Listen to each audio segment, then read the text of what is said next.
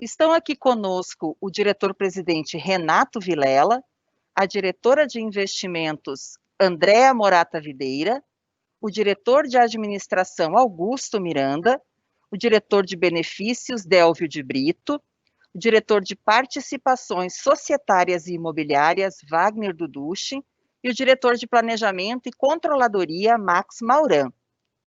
Eu expliquei agora há pouco, deu um probleminha aqui no nosso microfone, mas como você sabe, nós estamos ao vivo e às vezes acontece um delay, ou seja, demora um pouco para que a pessoa apareça no vídeo ou até mesmo o som.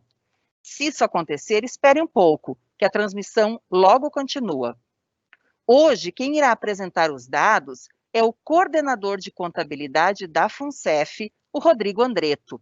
Mas antes de começarmos, eu gostaria de chamar o diretor-presidente Renato Vilela para uma saudação.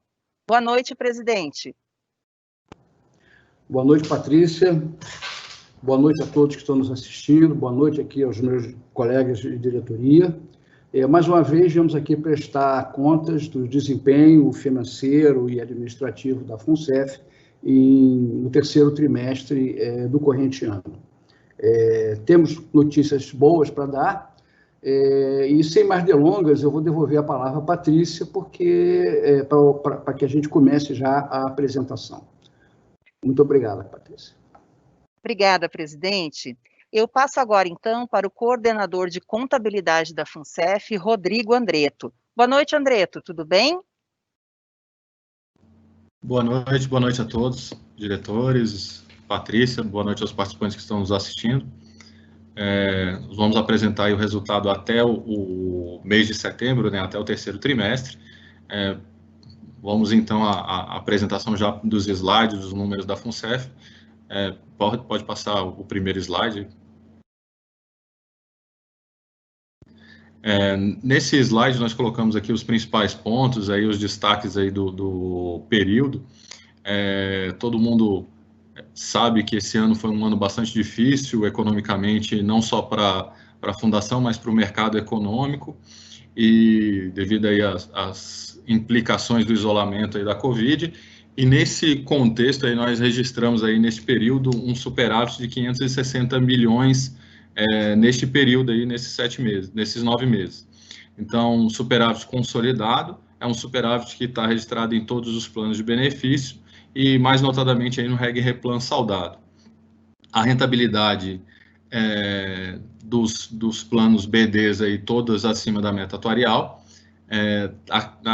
Na parte dos planos CDs ainda uma rentabilidade em recuperação ainda, uma rentabilidade baixa, mas dentro de um cenário de crise, e no consolidado aí a gente muito próximo da meta, 4,62, contra uma meta de 5,47, então aí quase um ponto percentual abaixo da meta atuarial no consolidado, mas posteriormente aí a gente abre por plano de benefício.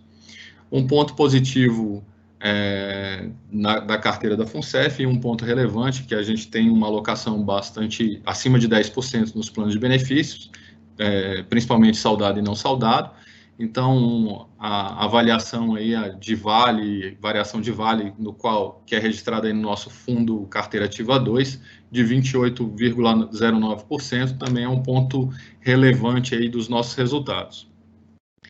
Nós trazemos aqui também como um destaque a rentabilidade dos 12 meses. Aqui nós colocamos a rentabilidade aí até novembro do REB do novo plano, porque é um comparativo de mercado, e como a SUSEP ali soltou os dados de novembro e não tem disponíveis no site deles os dados anteriores, então a gente colocou os dados da FUNCEF também numa mesma base para compará-los com os planos de mercado. Nesse comparativo de mercado, tanto o REB quanto o novo plano estão bem colocados, bem posicionados aí, com posições aí entre os 10 primeiros fundos de investimento aí dessa categoria de investimento aí de longo prazo, de 30% a 40% em renda variável. No mês de agosto aí teve uma decisão do Supremo Tribunal Federal sobre a diferenciação entre o benefício de homens e mulheres, e essa decisão aí teve um impacto numa reavaliação da nossa estimativa de provisionamento e houve um impacto negativo aí de 134 milhões no nosso contencioso, por conta dessa reprecificação em função de uma decisão do STF, que, consequentemente, vai modular aí as decisões dos tribunais inferiores. E um último ponto de destaque aqui é o custo por participante. Esse custo de per capita da FUNCEF é do exercício de 2019 e é um comparativo de um estudo que foi emitido aí pela Previc, agora no mês de outubro, e demonstra que a FUNCEF é o menor custo por participante dos fundos patrocinados aí por entidades privadas, por entidades públicas, perdão. Pode passar o slide, Gustavo, por favor. Nessa tela a gente colocou os principais indicadores, aí, os mais atrelados aos nossos planos de benefício. Então, a gente tem aqui na cor rosa o IBRX 100, que é um indicador das ações de renda variável e é um indicador que a gente utiliza como benchmark da nossa carteira de renda variável. Então, ele teve aqui, no mês de março, o pior desempenho, aí por conta das medidas de isolamento, ele bateu em 36% negativo, e isso impactou relevantemente os planos da Fundação, principalmente o novo plano e o REB, que tem uma alocação mais aderente, uma alocação de renda variável mais aderente a esse índice, com menos carteira ativa 2 ou ações de vale. Então, nesse sentido, esse impacto negativo ele vem se suavizando ao longo do tempo, e o indicador acumulado aqui de renda variável está em 17,42%, é um indicador de renda variável da economia.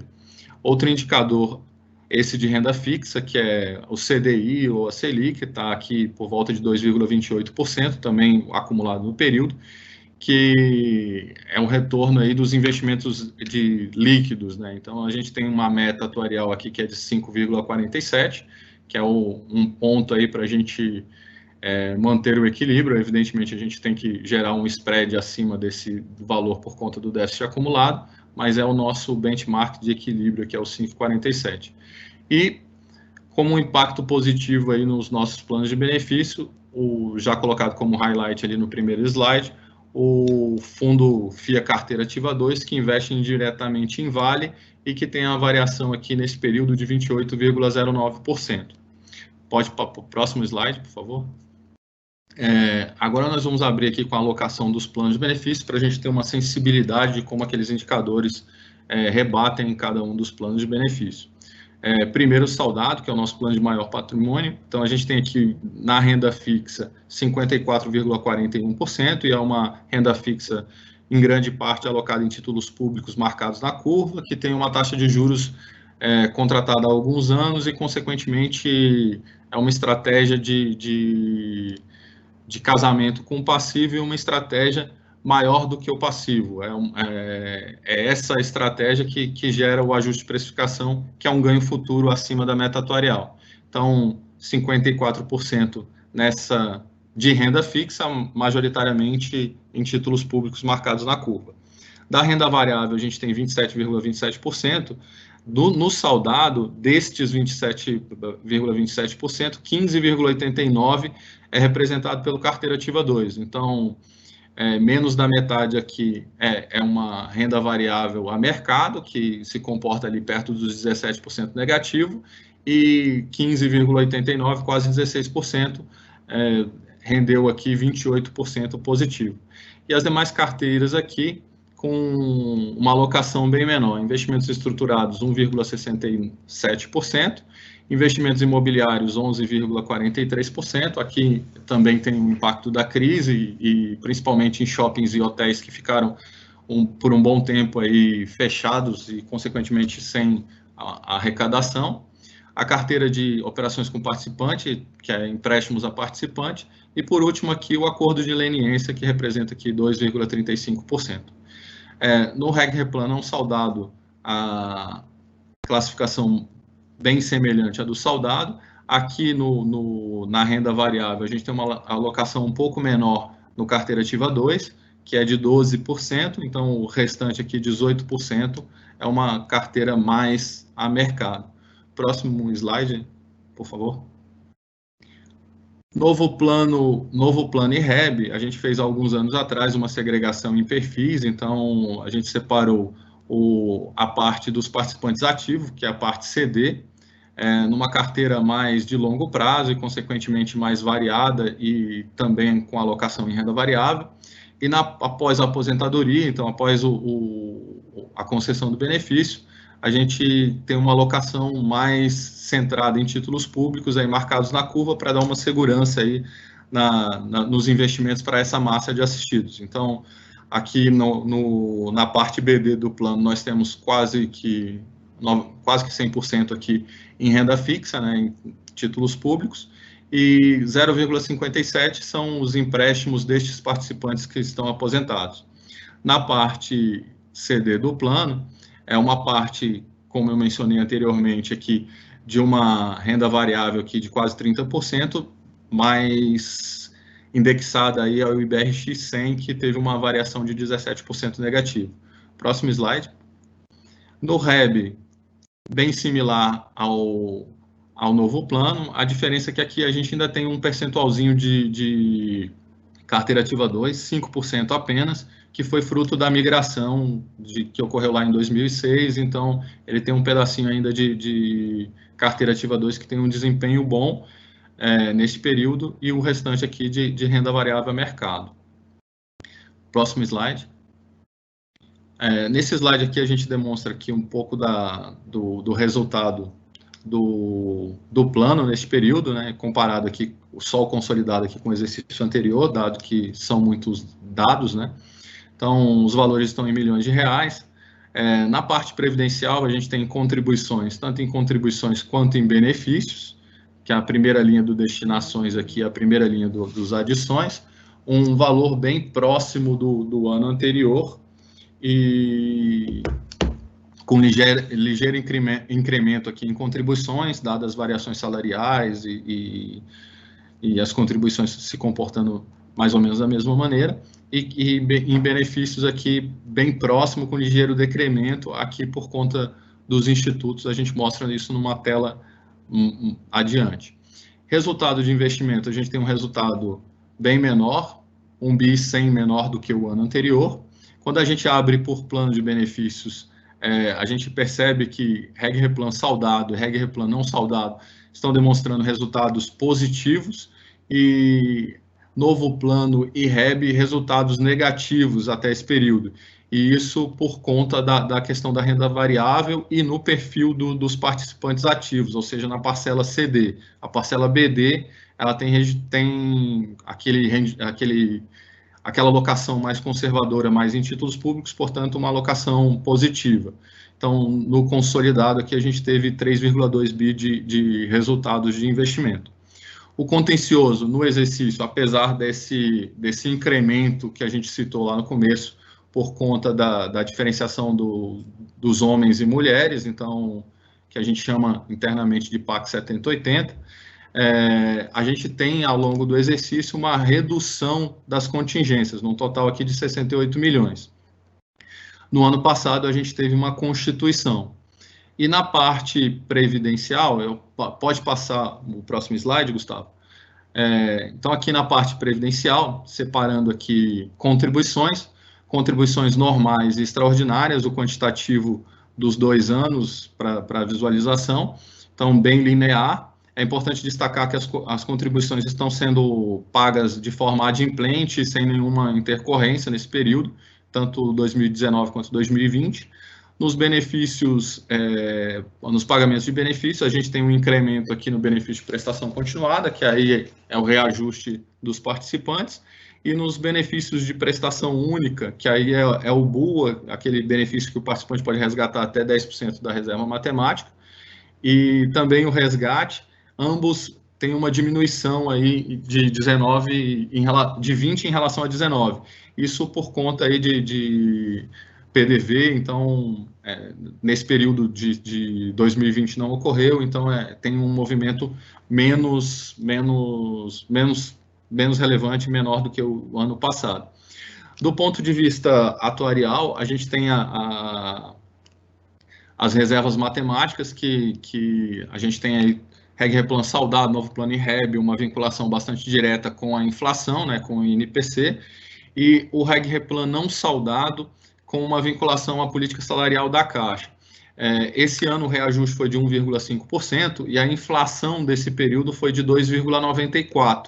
Então, esse ponto, esse reajuste menor do que a inflação gera um ganho também no RegReplan não saudado e, consequentemente, um superávit.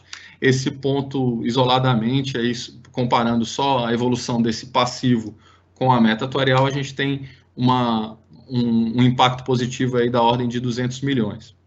Pode passar o slide, por favor. Abrindo o contencioso, então, o contencioso, em dezembro de 2019, a gente saiu de 1,1 bilhão e está aqui ao final de setembro em 1,049. Então, um ligeiro decremento aí no contencioso. É uma evolução que a gente vem acompanhando ao longo dos anos, ele vem diminuindo ao longo dos anos, ele já foi da ordem de 2 bilhões, e a jurisprudência e as estimativas de condenação, elas têm diminuído por conta da inclusão do patrocinador aí nos pagamentos e nas condenações, na cobertura das condenações. Então, é uma jurisprudência que tem evoluído em favor dos fundos de pensão. Ressalvado aqui a questão do incremento aqui em agosto, que foi de 134 milhões, por conta da decisão que não permite a diferenciação aí do homem e mulher. Pode passar para o próximo slide. O saldo do contencioso, então, aqui só segregando por plano de benefício, aqui em milhões de reais, né? Então, 838 milhões no saudado e 173 milhões no RegReplan não saudado. E os demais planos de benefício aí, REB, novo plano e PGA, demandas fiscais, né? Então representa aí um pouco mais de 3% a soma dos três planos. Pode passar o próximo slide. Aqui a gente vai entrar na rentabilidade dos planos de benefício. Como a gente pode observar nessa primeira tela, a gente, neste período aí, tem uma meta de 5,47%, renda fixa e operações com participantes superaram a meta atuarial, então a gente tem aí 60% do patrimônio batendo a meta atuarial. Na parte de investimento em ações aí de renda variável, 0,11%, então a gente tem metade puxando para baixo aí, vinculado ao Ibovespa, de 17,42%, e um pedaço desse valor gerando uma rentabilidade de 28%, que é o carteira ativa 2. Então, por isso essa rentabilidade aí de 0,11%. Investimentos imobiliários, aqui tem uma rentabilidade de 2,56%, é uma rentabilidade abaixo do patamar que nós estamos acostumados a perceber, mas isso em função aí principalmente de shoppings e hotéis que ficaram fechados durante esse período de pandemia. Investimentos estruturados, uma rentabilidade de 0,73, também tem um impacto aí de renda variável, e outros investimentos aqui é o acordo de leniência com o grupo JIF, que é corrigido aqui pelo IPCA, mais 4,5%. Pode passar para o próximo slide, por favor. Nesse slide, a gente abre um pouco mais a rentabilidade num comparativo com 2019. Então, renda fixa aqui num patamar ligeiramente inferior, aí a inflação e as taxas de juros, e aqui tem um pedacinho de liquidez, que, como a gente pode observar nos níveis de Selic aqui, os ativos mais líquidos tiveram uma rentabilidade mais baixa, por consequência dos indicadores. Renda variável, aqui segregando renda variável a mercado, 16,29%, nossa carteira mercado, ligeiramente superior ao benchmark, que é de 17% negativo, carteira ativa 2, 28% positivo, e participações diretas aqui, esses ativos aqui, notadamente a Invepar e Norte Energia, que vão ser reavaliados a laudo aí no mês de dezembro. Então, são investimentos que têm uma movimentação pequena, que vão ser movimentados no final do exercício. Comparado com o exercício anterior, o carteira ativa 2 aqui estava negativo no ano anterior, e em contrapartida a renda variável a mercado com uma variação positiva aí de 22%. Então, ano passado, por plano de benefício, a gente tinha um desempenho melhor no novo plano IREB, e no saudado e não saudado, um desempenho menor. Consequentemente, a gente teve déficit nesse período por conta da rentabilidade abaixo da meta nos planos BDs. Investimentos estruturados, uma alocação de 1,52 e uma rentabilidade quase zero aí neste período. Investimento imobiliário, essa rentabilidade aqui ela é uma rentabilidade de renda, né? Então, é o valor que a gente recebeu de aluguéis, e consequentemente de aluguéis de rendas de shoppings e hotéis, e consequentemente é inferior ao ano anterior por conta da paralisação dos empreendimentos aí decorrentes da pandemia. Empréstimos a participante 8,07, uma rentabilidade aí acima da meta, e outros investimentos 4,66, uma rentabilidade aí de 4,62%. Próxima tela, por favor. Abrindo por plano de benefícios, a gente tem o saudado aqui em 7,17%, então renda variável aqui em 8,54%. A gente pode observar aqui nos demais que a diferença vai estar mais relevantemente em renda variável, pelos motivos que a gente já mencionou aqui nessa apresentação. E alguns segmentos aqui abaixo da meta, mas percentualmente não são tão relevantes. O impacto mais relevante vai estar sempre dentro de renda fixa e renda variável, que corresponde aí a 85% de cada um dos planos. O Reg Replan não saudado, ele tem uma alocação menor aí, 18% em ações a mercado e os 12% de vale, então ele teve uma rentabilidade menor aí que o saudado, e consequentemente 4,59 abaixo da meta. Entretanto, por conta da questão do previdencial e do reajuste, ele, apesar de ter uma rentabilidade abaixo da meta, ele ainda assim gera superávit por conta do reajuste. Pode passar para a próxima tela. No REB Novo Plano, aqui segregado em massas, então o participante ativo teve uma rentabilidade aí nesse período de 1,52%, que é uma rentabilidade que já teve 10% negativa no acumulado até março e está se recuperando aí ao longo desse tempo, tanto no novo plano CD quanto no REB CD, 2,10% negativo. E o novo plano BD, como a gente mencionou, tem uma carteira aí focada em renda fixa, majoritariamente, um pedacinho aqui em empréstimos a participantes. E tem uma rentabilidade de 6,41 e 7,16. Lembrando que somente na parte BD que a gente gera superávit ou déficit, então esse resultado acima da meta vai implicar num fator aí de resultados do plano acima da meta e, consequentemente, superavitário. Pode passar para a próxima. Quando a gente olha os planos CDs, aí, a parte ativa do novo plano e a parte ativa do REB, a gente trouxe esse comparativo de mercado. E aí, como eu mencionei, essa é uma classificação da Ambima, que segrega os fundos de acordo com os benchmarks e investimentos. Nós nos enquadramos aí nos planos abertos, aí, numa categoria que é de balanceados de 15% a 30% em renda variável, então é a alocação aí do novo plano em renda variável e de investimentos mais buscando longo prazo.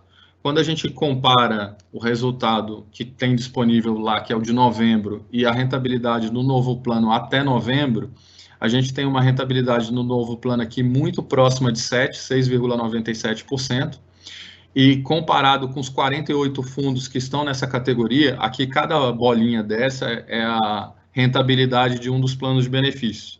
Então, aqui está a legenda, na esquerda, a legenda da rentabilidade, e cada pontinho representa um plano, e o azulzinho aqui é o novo plano. Então, foi o melhor entre os 48 planos num período de 12 meses. Quando a gente aumenta a janela para um período de 18 meses, que são as duas posições que estão disponíveis no site da SUSEP, a gente já tem um plano aqui que tem uma rentabilidade acima de 14%, e o novo plano tem uma rentabilidade aqui próxima de 14%, abaixo de 14%. E aí ele se encontra na segunda posição. Então, apesar de ter uma rentabilidade negativa nesse período aí de janeiro a setembro, está em recuperação, e aí no mês de novembro, nos últimos 12, já é uma rentabilidade positiva de 6,97%, que é acima da meta atuarial, e comparado com os itens de mercado, tem uma rentabilidade até superior aos players de mercado. Pode passar para o próximo. Nesse próximo aqui, a rentabilidade é a do REB, da mesma forma como foi feita no novo plano, a gente fez o comparativo com os planos disponíveis na SUSEP. Entretanto, o REB ele tem uma alocação mais forte aí em renda variável, de 30% a 49%. Então, como o REB passou dos 30%, a gente enquadra ele nessa outra categoria. Olhando num período de 12 meses, ele tem a segunda melhor rentabilidade. Então, entre 66 fundos, ele tem a segunda melhor rentabilidade e supera 97% dos fundos.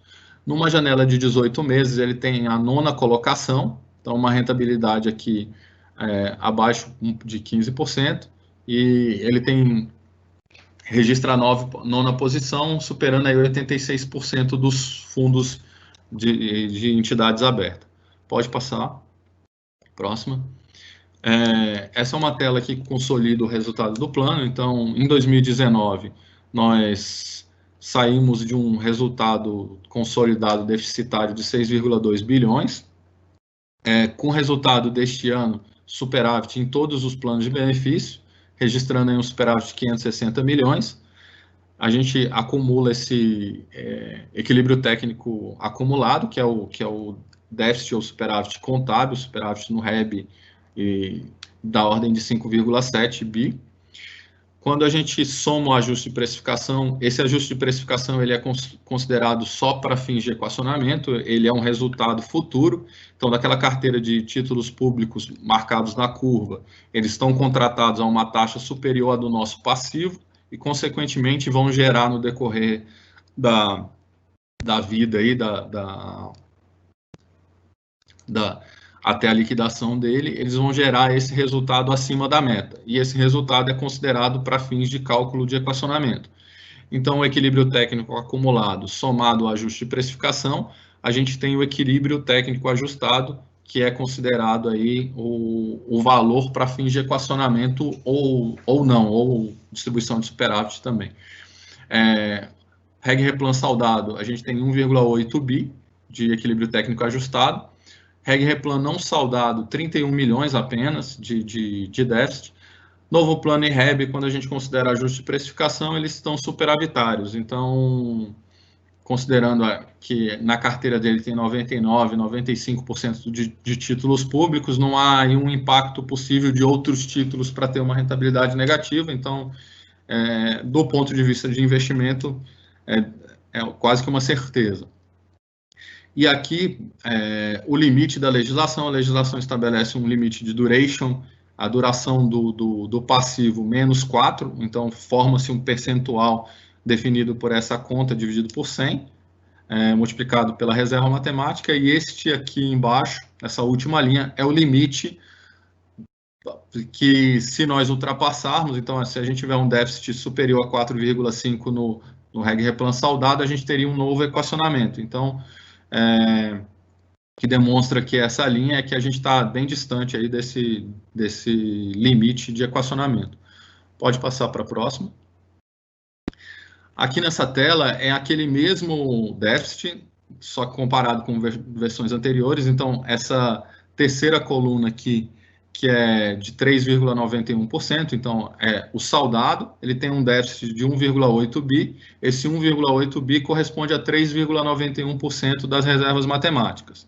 E o limite, que é de 4,5, corresponde a 9,5%. Então, a gente está em 3,91 e o limite é 9,5, então bastante distante do limite, e mostra aqui uma evolução, que a gente saiu de 4,65 de dezembro de 2019, subiu aqui no mês de junho, na semestral aqui para 6,11, e agora nessa posição, o nosso déficit acumulado está em 3,91. No Reg Replan não saldado, a gente tem um déficit aqui bem pequeno, bem residual, aqui de 0,54%, para um limite de 10%. E no REB e novo plano, apenas na parcela BD, a gente tem 11,47% de superávit e 18,47% de superávit. Portanto, em cenários aí de positivos e não longe do equacionamento. Próxima tela. Nessa tela aqui a gente coloca a questão do comparativo que a Previc faz dos fundos de pensão. Aqui a gente abriu o Previ e Petros, tanto no total de despesas em milhões, aí, do tanto que cada uma das entidades gasta, quanto na despesa por participante. Em ambos os critérios, a FUNCEF tem um menor custo entre esses fundos de pensão. Pode passar para a última. Aqui, né, no último slide, a gente colocou as despesas administrativas do exercício, do realizado até setembro, comparado com o orçado, e aqui na segunda coluna, de valor de 134 milhões é o orçado, é o realizado, e a primeira é o orçado. E a variação é que a gente, perdão, me desculpe, realizado de um ano com o outro, então a gente tem uma redução de despesas entre 2019 e de 2020 de 4,7%. Entre um ano e outro, uma redução real, mais do que real, né, que a gente tem a inflação aí, se somar a inflação, a gente teria aí uma redução acima de 6% aí. Então, a gente tem uma redução bastante relevante aí nos custos administrativos da Fundação desde 2020. Bom, pode passar para a última tela. Eram esses dados que a gente tinha para apresentar para vocês, e eu devolvo a palavra para a Patrícia. Obrigada, Andreto. O Andreto que apresentou os dados do terceiro trimestre de 2020. E é importante destacar que o participante da FUNCEF, mais uma vez, fez parte desse momento. Desde a semana passada, nós recebemos perguntas de participantes de todo o Brasil, por meio do nosso Facebook. E agora, essas perguntas serão respondidas ao vivo pelos nossos diretores. Após eu chamar, cada diretor lerá a sua pergunta e já poderá respondê-la. Para começar, eu chamo o diretor de Planejamento e Controladoria, Max Mauran. Boa noite, diretor Max. Boa noite, Patrícia. Boa noite, os colegas participantes, tanto da ativa quanto os colegas participantes aposentados que estão nos acompanhando. Eu desejo a todos uma boa noite também.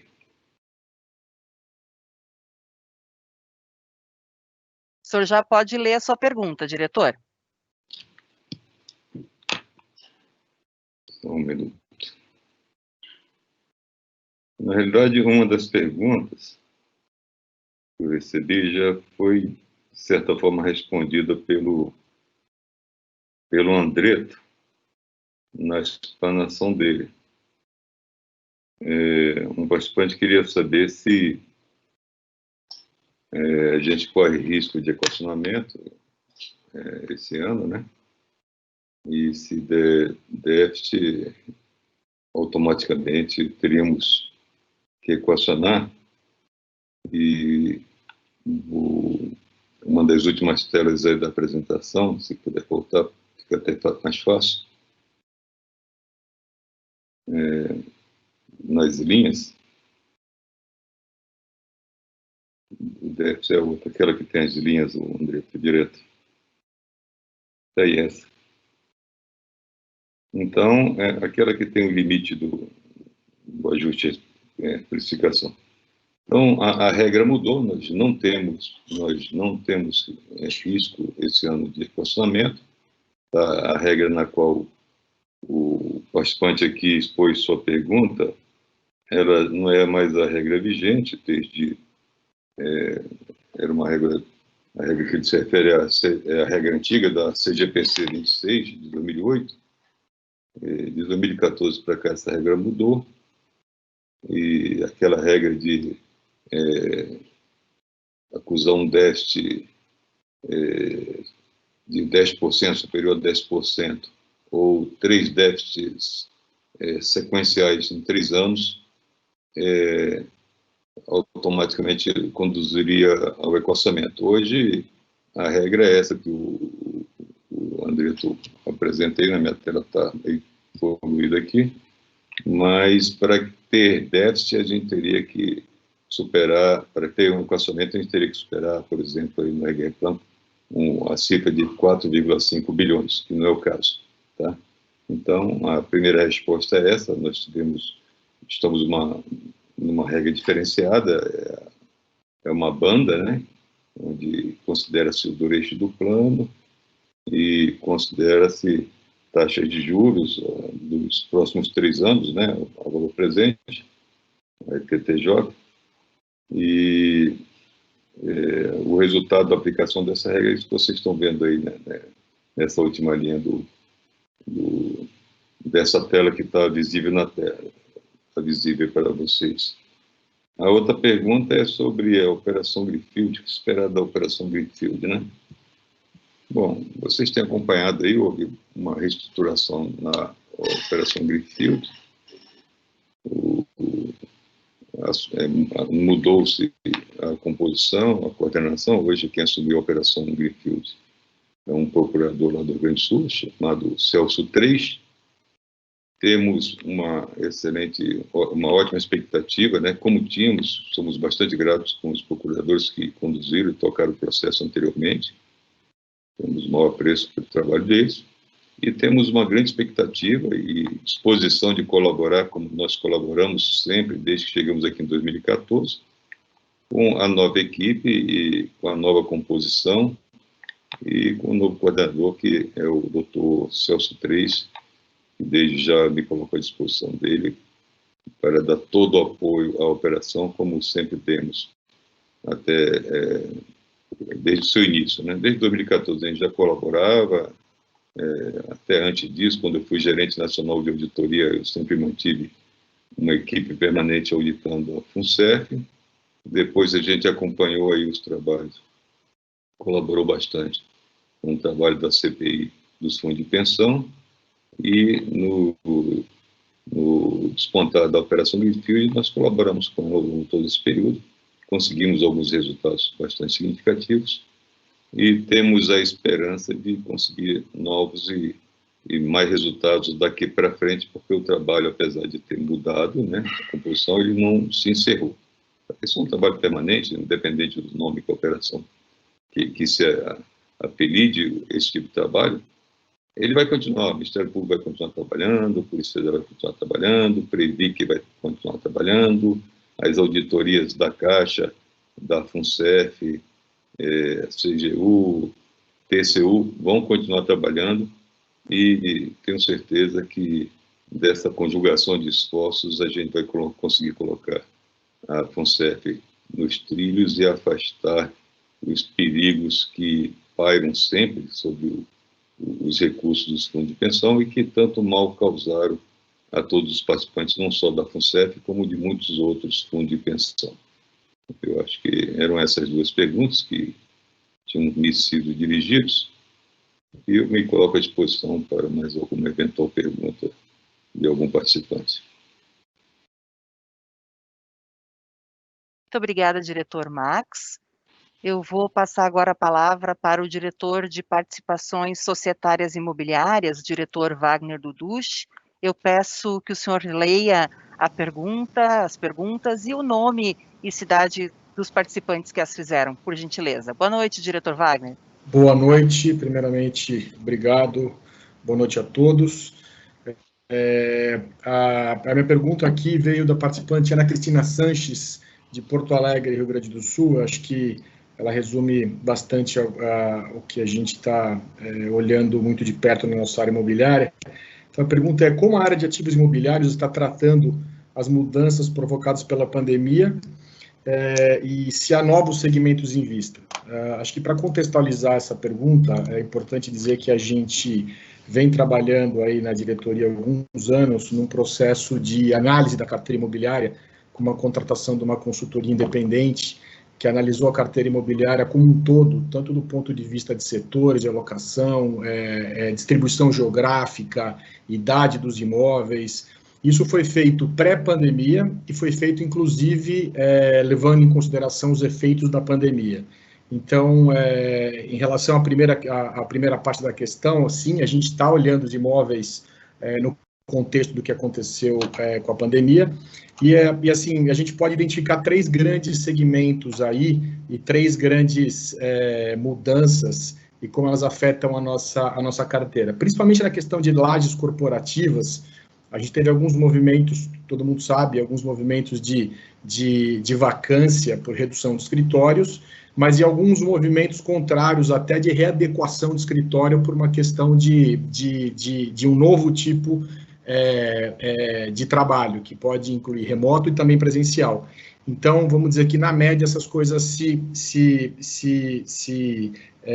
equilibraram e a gente não teve grandes variações nos nossos ativos de lajes corporativas.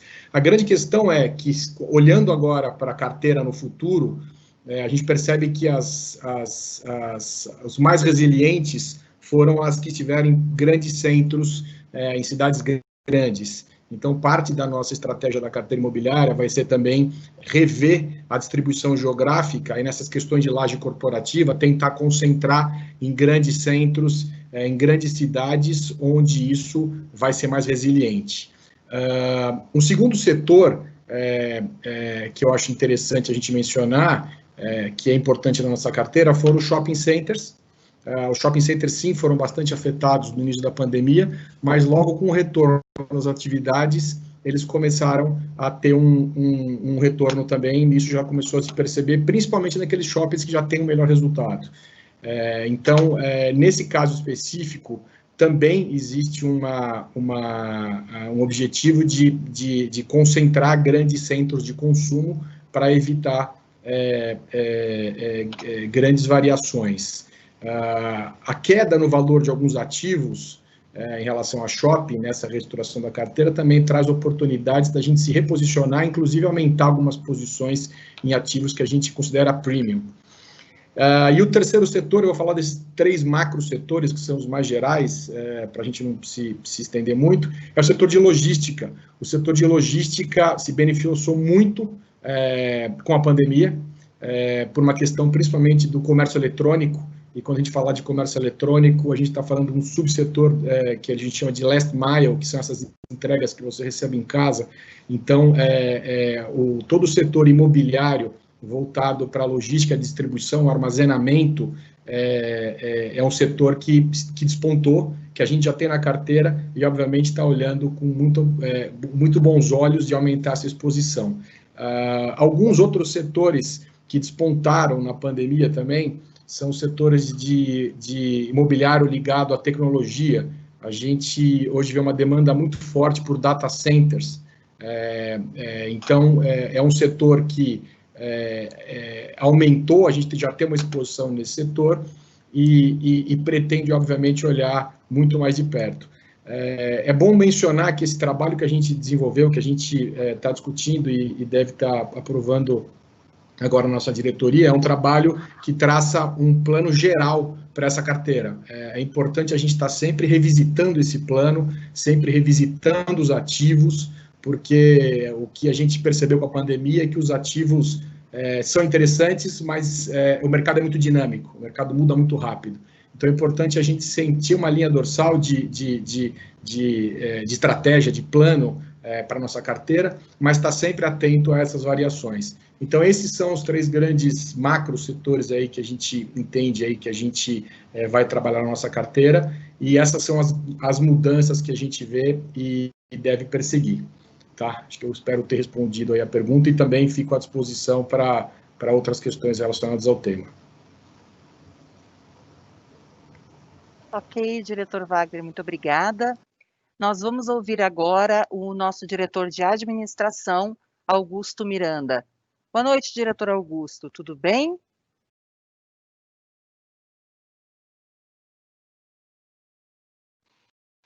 Boa noite, Patrícia. Boa noite, colegas da diretoria, colegas participantes que estão nos acompanhando nessa live.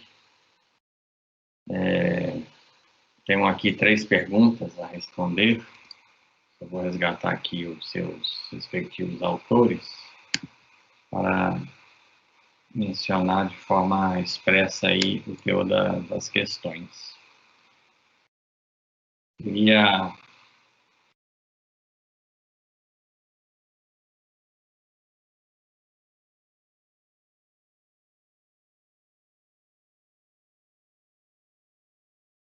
A gente está com um pequeno probleminha ali com a transmissão do diretor Augusto. Diretor, o senhor está com a gente? Sim. Estou só tá bom. a mensagem com as perguntas para poder falar de forma precisa em cima dos questionamentos que foram apresentados. Vamos lá. Primeira pergunta da colega Olívia Pereira, de São Paulo, que questiona o seguinte: a FUNCEF tem planos para adotar o home office? E como isso afeta ou afetará as despesas administrativas?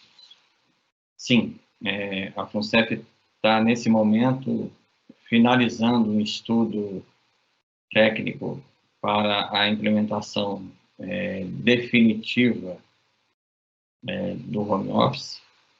Como todos sabem, né, já foi dito aqui em outras oportunidades, desde a inclusão da pandemia, nós rapidamente tivemos que adotar o regime do teletrabalho para preservar a saúde dos nossos colaboradores, assegurar as medidas de distanciamento social e de precaução que o contexto de pandemia exigiu que nós adotássemos. Então, como aquilo foi feito de forma, vamos dizer assim, mais informal, era necessário nós sistematizarmos essas regras a partir de agora. Elas estão sendo estudadas por um grupo de trabalho que envolve representantes de diversas diretorias da Fundação. Isso vai ser posteriormente materializado numa proposta de voto e será aprovada, apreciada, melhor dizendo, e posteriormente, eventualmente, aprovada pela diretoria executiva. Sim, é de se esperar que ele traga efeitos sobre as despesas administrativas, especialmente no tocante ao uso do nosso imóvel onde está situada a sede da FUNCEF. Nós temos expectativa que possamos reduzir o nível de ocupação das estações de trabalho, mantendo as normas de distanciamento ainda enquanto elas vigorarem, e com isso reduzir essa parcela decorrente da alocação dos espaços para a instalação das dependências da Fundação aqui na sede em Brasília. A segunda pergunta é do colega Marcos Moura, de Brasília, que questiona se a FUNCEF está preparada para as exigências da Lei Geral de Proteção de Dados, né, conhecida como LGPD, e o que isso muda para os participantes a partir da entrada em vigência da legislação. Vou começar pelo final, por essa pergunta, né, desse questionamento sobre que tipo de mudança isso trará. Na verdade, essa lei, ela alcança todo e qualquer cidadão do país, né? Seja ele um consumidor, um cliente de uma empresa, seja ele participante de um fundo de pensão, a pessoa que usa qualquer serviço público, onde tem que fornecer dados pessoais, ela passará a ter uma série de direitos e prerrogativas de requerer a qualquer empresa, órgão ou instituição, dentre elas a FUNCEF, a evidenciação de que tipo de informações pessoais está sob a guarda daquela instituição,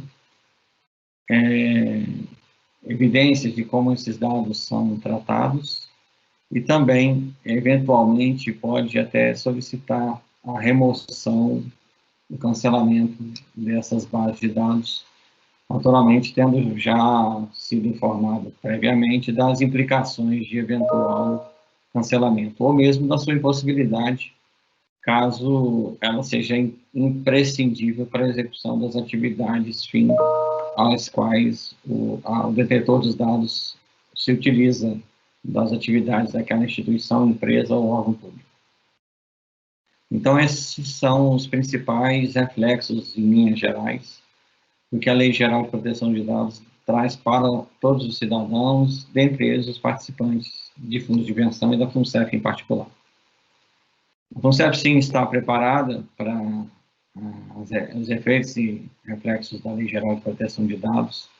Estamos, nesse momento, promovendo um trabalho de mapeamento bastante amplo, disseminado, as diferentes rotinas que a FUNCEF executa usando dados pessoais, para ter a certificação, o asseguramento de que todas essas rotinas estão devidamente documentadas, mapeadas, registradas, para quando da necessidade de atender solicitações previstas na Lei Geral de Proteção de Dados, a FUNCEF preste as informações com um nível de precisão bastante aceitável, confiável, e que demonstra essa preocupação da FUNCEF com esse asseguramento e essa zeladoria das informações pessoais dos nossos participantes. A terceira pergunta é do nosso colega Carlos Vieira, de Curitiba, que questiona o que a FUNCEF está fazendo para manter o menor custo por participante entre os grandes fundos de pensão. Esse movimento não vem de agora, né? Temos tido, dentro de nossas diretrizes de trabalho na Fundação, essa preocupação constante em identificar oportunidades de maior eficiência, de maior controle, maior rigor administrativo, que permitam que a FUNCEF mantenha, como tem mantido nos últimos anos, um grau de contenção das suas despesas administrativas, primeiro, sem precedentes na sua história, de 43 anos, né, de existência, como também dentre os principais pares, as principais entidades de fundo de pensão do Brasil. A apresentação feita aqui hoje mostrou especialmente os dois outros grandes de fundos de pensão maiores que a FUNCEF, inclusive, que são a Previ e a Petros, né? Que comparativamente possuem uma despesa absoluta, uma despesa per capita, vou chamar assim, comparada à FUNCEF, em ambos os casos, maior que a da FUNCEF.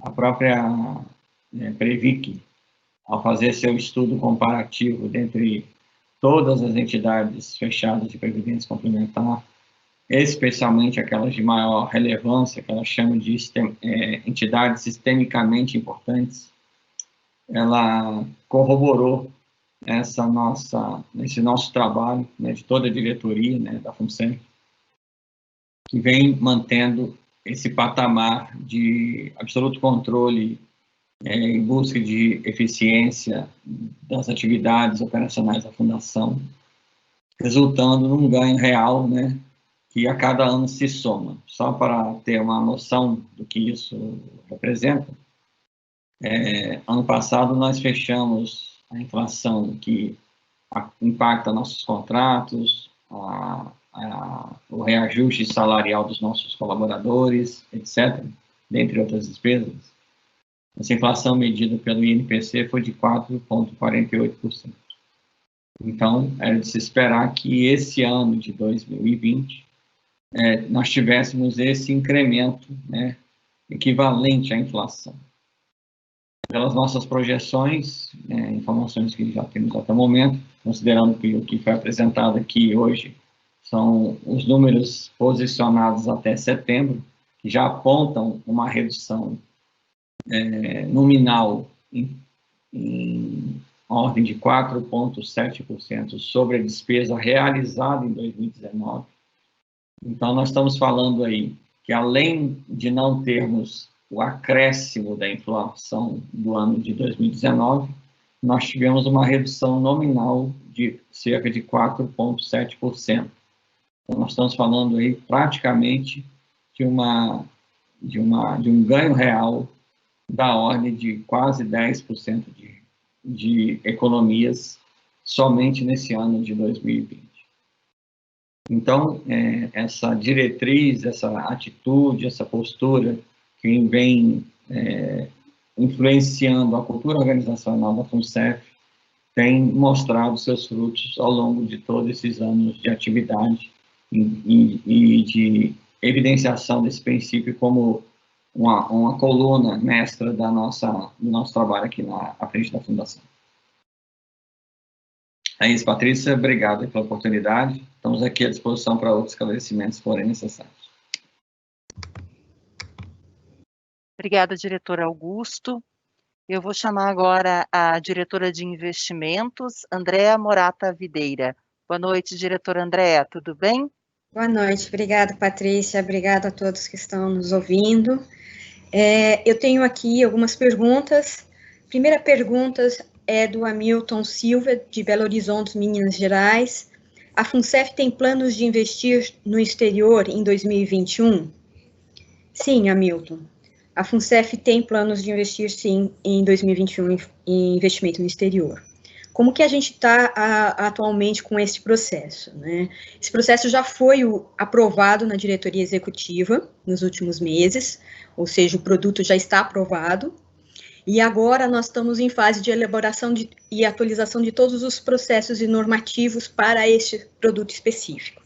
Ou seja, todas as áreas técnicas estão debruçadas para que a gente tenha os normativos e as diretrizes para que a gente possa fazer esse tipo de investimento, traçando assim um investimento mais seguro para a fundação. Após essa fase de normativos, a FUNCEF iniciará a fase de seleção de gestores, que serão empresas com track record histórico nesse tipo de investimento, para que a FUNCEF possa fazer com os melhores gestores que estão disponíveis no mercado. Então, a sua pergunta, sim, a resposta é sim, nós temos planos de desinvestir e de investir em 2021 em investimento no exterior. Passando aqui, tenho várias perguntas, mas elas são direcionadas ao mesmo ativo. Uma do Fabiano Chaves, de Varginha, Minas Gerais, outra de Ricardo Capo Verde, Florianópolis, Santa Catarina, outra de Joaquim Toscano Neto, Belém, Paraná. Eu vou juntar todas elas levam à mesma pergunta, então eu vou ler apenas de um participante, mas é referente à mesma questão. Existe a intenção de vender as ações da Vale, considerando o valor alcançado pelo papel em dezembro, máxima histórica? Então, a todos os participantes que fizeram essa pergunta, que foram vários, o que eu posso dizer é que qualquer ativo da carteira da Fundação, ele é analisado em qualquer momento da vida que ele está dentro do portfólio, dentro da carteira da Fundação. Ou seja, não é apenas um ativo que a gente olha, a gente tem as áreas técnicas da Fundação, tanto de risco, compliance, financeira, e isso é levado aos colegiados as decisões de estratégia desses ativos. Então, esses estudos, eles são feitos sempre e online com relação à rentabilidade. Relacionado à Vale, sim, nós temos uma exposição grande neste ativo, e com isso a gente olha esse ativo com muito cuidado e com muita atenção, devido à sua exposição. Até o momento, nós não temos nenhuma decisão nem de venda, nem de ficar neste ativo neste momento. O que a gente pode dizer aqui é que sim, nós acompanhamos esse ativo de perto e levamos todas as decisões para a diretoria executiva analisar. Patrícia, acho que essas seriam as perguntas direcionadas. Tá ótimo, diretora, muito obrigada. Nós vamos ouvir agora o diretor de benefícios, Délvio de Brito. Boa noite, diretor Délvio, tudo bem? Boa noite, Patrícia. Boa noite, meus colegas aí da diretoria. Boa noite para todos os participantes que estão aqui nessa apresentação de resultados. Sempre é um prazer estar aqui apresentando resultados. Prazer esse que ele ainda é aumentado, tendo em vista os números apresentados pelo Andreto, né? É fruto de um esforço muito grande dessa diretoria para chegar em resultados positivos que estão sendo obtidos ao longo do tempo. Bom, eu tenho aqui umas perguntas aqui, né? Tem a Maria Emília Calisto, de Coromandel, aqui de Minas Gerais, minha conterrânea de Minas, e o Genilson Marques de Vasconcelos, de Janga, no Pernambuco. Eles estão fazendo uma pergunta, né, que eu acho que está aí na cabeça de muita gente. Existe uma previsão de quando será restabelecido o convênio com o INSS e a nossa margem consignável? Acho essa pergunta muito boa, que me permite esclarecer, né? O que está acontecendo? Em novembro do ano passado, o INSS mandou um ofício para nós, falando que a partir desse ano, a partir de janeiro deste ano, o convênio que permite que a gente pague o benefício do INSS junto com o benefício FUNCEF seria descontinuado. Diante dessa situação, nós não tivemos outra possibilidade que não, em dezembro de 19, a gente ter parado de considerar o valor do benefício do INSS para cálculo da margem consignável nos empréstimos. E por que isso? Porque diante da possibilidade do descasamento do pagamento do benefício FUNCEF com o benefício INSS, se a gente considerasse a margem consignável do INSS, isso ia gerar um valor de prestação, né, que no momento da desvinculação dos benefícios, né, INSS e FUNCEF, quando a gente fizesse a primeira cobrança daquela prestação em cima do benefício da FUNCEF, ia haver um estouro da margem consignável. Quer dizer, nós não conseguiríamos fazer o débito das prestações, levando os nossos colegas participantes que tiraram os empréstimos à situação de inadimplência. Então, como medida de prevenção, nós paramos de considerar o benefício do INSS para cálculo da margem consignável. Mas não ficamos apenas nisso. Tá? No primeiro semestre desse ano, tá, nosso maior esforço foi tentar fazer com que o INSS restabelecesse o convênio, né? Conseguimos que o INSS, inicialmente, ele atrasasse o término desse convênio, de maneira que até hoje ele não terminou, né? Foi fruto de um trabalho muito grande, não apenas da FUNCEF, mas de vários outros fundos de pensão que estavam sendo atingidos pela mesma medida, né? E também, paralelamente a isso, nós fizemos um trabalho também conjunto, né, com os outros fundos de pensão, para incluir essa possibilidade desse convênio em algum normativo, o que foi concretizado na Lei 14.020, de 6/7 desse ano, né? Ela foi uma conversão de uma medida provisória 936 de 2020, que tratou daquelas questões do Programa Emergencial de Manutenção de Emprego e Renda por conta da Covid-19. Só que essa lei, ela prevê que pode ser feito o convênio, tá? Prevê também uma possibilidade de cobrança de tarifas por conta desse convênio, o que é uma situação que hoje a gente não paga tarifa nenhuma para fazer essa antecipação, para pagar o benefício INSS junto com o benefício FUNCEF, mas foi definido que essa cobrança de tarifa vai ocorrer e que isso é definido pelo INSS. Bom, imediatamente, essa lei foi aprovada em 6/7, imediatamente nós entramos em contato com o INSS para trabalhar uma minuta de convênio, tá? E também trabalhar junto com a Caixa, tá?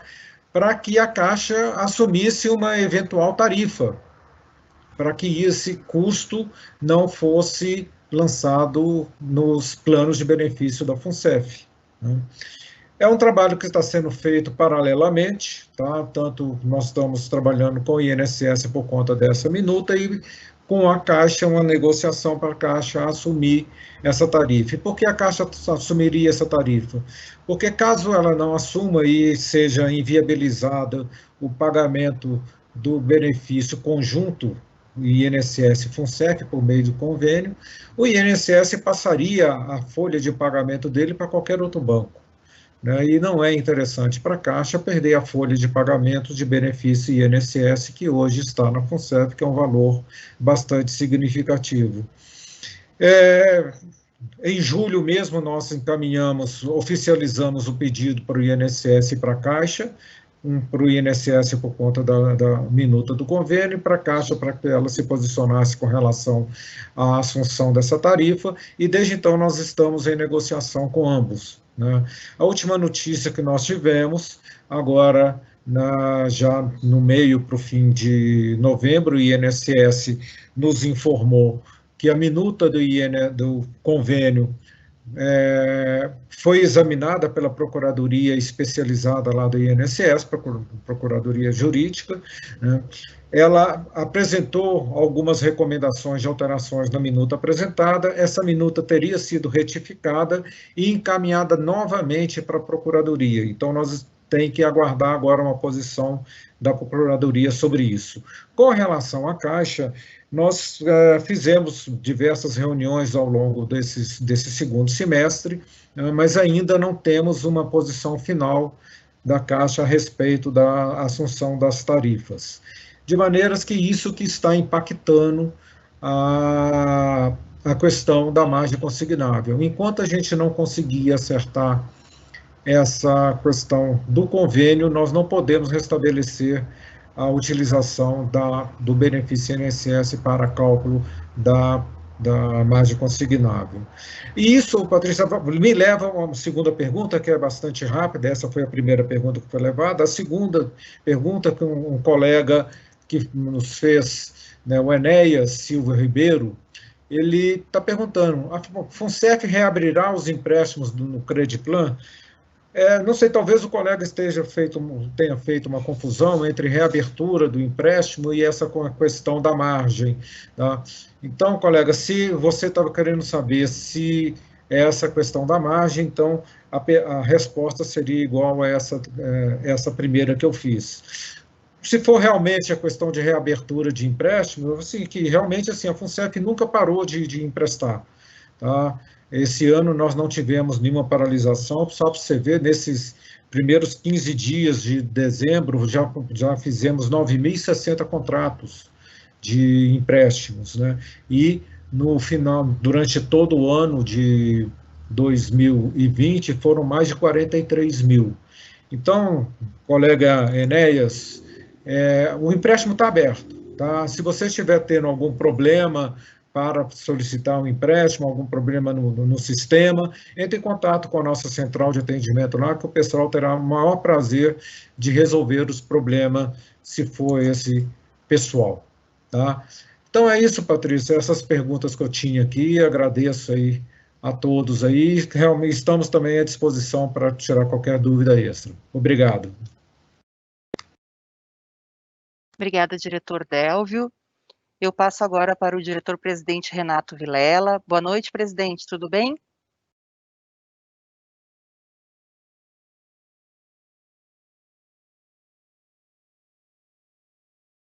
Presidente, acho que o senhor precisa ligar o microfone. Boa noite, Patrícia, obrigado por retornar a palavra a mim, renovando meus cumprimentos àqueles que nos assistem, aos meus colegas de diretoria. Estamos aí com mais de 200 pessoas nos assistindo nesse momento, o que nos deixa bastante envaidecidos, por um lado, e com uma noção muito forte de responsabilidade, dado o interesse que os participantes, o interesse natural que os participantes têm em relação a como a gente anda, como a gente faz. As perguntas até agora colocadas foram perguntas extremamente pertinentes, de fato, endereçando nas diferentes áreas pontos muito importantes de cada uma dessas áreas, e tenho certeza que as respostas dos meus companheiros aqui foram suficientes para dirimir dúvidas, mas lembrando que a gente está sempre aberto para tirar dúvidas a qualquer momento, esclarecer pontos, sem problema nenhum. Eu também recebi 2 perguntas aqui, de questões bastante significativas. A primeira delas, eu vou ler aqui, é do Adriano Bruno, de Bauru, lá de São Paulo, que pergunta qual a situação da Inverpar nesse momento, se existe alguma perspectiva de resolver a situação. A Inverpar, todo mundo sabe, isso tem sido matéria, inclusive, na imprensa em nível nacional, ela sofreu de forma significativa com alguns fatos fora do normal, no sentido em que, quer dizer, no caso específico da pandemia, foi algo que afetou a economia do mundo inteiro, e a Inverpar, por ser uma empresa de concessões, e muito focada em mobilidade urbana e outros tipos de mobilidade, os meses iniciais da pandemia foram particularmente duros para com a empresa. Paralisação do aeroporto de Guarulhos, paralisação do metrô e outras vias e outras concessões de menor porte que nós temos. Com o tempo, isso foi melhorando, as coisas estão voltando. Hoje mesmo tivemos notícia de que o metrô do Rio, por exemplo, está já voltando aos níveis de passageiros de pré-pandemia. O aeroporto de Guarulhos também já está. Cargas, então, dada o aumento de importações, tem pouco a ver, talvez até com alguma retomada da economia que possa se ver pela frente. As importações estão voltando a crescer, importações que passam por esse aeroporto já estão a níveis superiores ao mesmo mês, ao final do ano passado, mês de dezembro, uma época que não tínhamos ainda a pandemia. Então, as coisas estão melhorando. E, além do mais, aí todos sabem também, que também foi colocado na imprensa em nível nacional, nós tivemos a atuação esdrúxula do prefeito do Rio de Janeiro em relação a um dos nossos ativos mais importantes, que era a linha amarela. Basicamente, impediu que se cobrasse tarifa. Isso realmente trata-se de algo esdrúxulo do ponto de vista jurídico, mas isso está sendo tratado no fórum adequado, que é o fórum judicial. Nesse meio tempo, estamos tocando, fazendo reduções de custo, e a Inverpar continua operando e continua com dificuldades, evidentemente, ninguém vai negar, mas já passou a principal fase, o principal problema, está passando a questão, os efeitos da pandemia sobre os seus ativos. Então, sim, há perspectivas de resolver essa situação, sim, com algumas medidas, principalmente voltadas para a reestruturação de seus ativos e passivos. Uma outra questão de um ponto também que é importante e significativo dentro do nosso portfólio de questões, por exemplo, falando assim, é a pergunta de Emir Kureishi, do Rio de Janeiro, de Sérgio Machado, de Santa Maria, no Rio Grande do Sul, e de Luzia Carvalho, de Goiânia. E a pergunta, foram 3 perguntas diferentes, ela se resume no seguinte: FUNCEF e Caixa têm discutido o contencioso? Bom, o contencioso na FUNCEF é um assunto de muita importância, é um assunto que nunca deixou de estar nas nossas prioridades. Basta vocês verem como isso foi tratado na apresentação que antecedeu essa conversa. Vários slides trataram e mostraram a evolução do contencioso.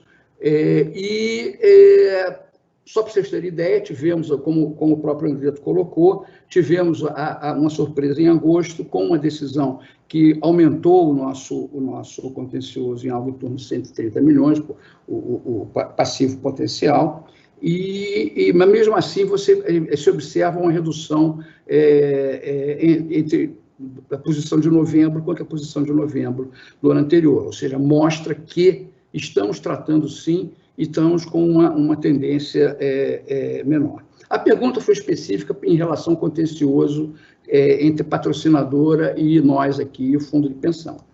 Em primeiro lugar, eu acho que é bom a gente sempre lembrar que, desde o início da atual administração, né, dessa diretoria, que houve, a primeira coisa que se tomou providência foi que o contencioso parasse de crescer. Ou seja, se pacificaram uma série de entendimentos através de uma atuação conjunta das áreas jurídicas, a pacificação de uma série de questões que não estavam bem resolvidas, e de maneira que não se gerou mais o aumento desse contencioso. Há um estoque passado e que a gente está tratando com um grupo de trabalho, através de grupo de trabalho entre o jurídico da Caixa e o nosso jurídico, foi constituído. Teve até uma reunião, me disseram que teve até uma reunião essa semana, e que eles vêm basicamente desbastando o cipoal que é essa questão remanescente de anos passados. Então, estamos sim diminuindo. Eu acho que talvez a principal como é que eu vou dizer? A notícia mais importante é que as teses elas estão se pacificando. Isso evita o crescimento descontrolado desse contencioso específico com a patrocinadora, e estamos, sim, já colhendo os frutos dessa negociação. É uma negociação que certamente, no futuro, vai evoluir para uma colaboração e para um entendimento. Eventualmente, coisas novas, teses novas aparecerão e estarão sempre sendo tratadas dentro desses fóruns. Em relação a esse ponto, seria basicamente essa questão que eu gostaria de trazer e de responder. Eu não sei, Patrícia, eu devolvo para você a palavra. Tá bom. Então, eu vou devolver a palavra, mas, Patrícia, eu queria voltar depois só para dar uma palavra final aqui para os nossos participantes. Obrigado, devolvo a palavra para você.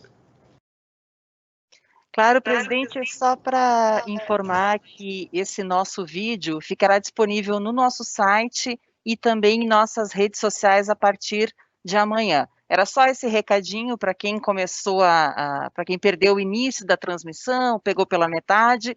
O vídeo completo estará amanhã nas nossas redes. Passo para o senhor, presidente.